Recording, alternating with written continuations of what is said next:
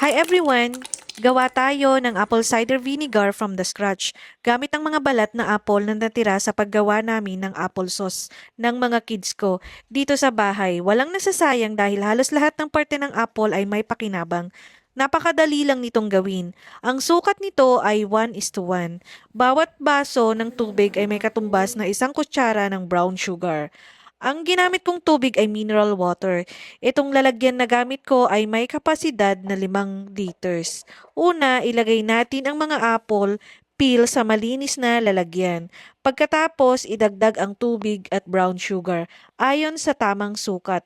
Kapag kumpleto na ang lahat ng sangkap, halu-haluin ng mabuti hanggang matunaw ang asukal. Pagkatapos nito, takpan ang lalagyan ng malinis na tela o paper towel para makahinga ang fermentation at ilagay sa isang malinis at hindi direktang naiinitan na lugar. Napakahalaga na araw-araw natin itong i-check.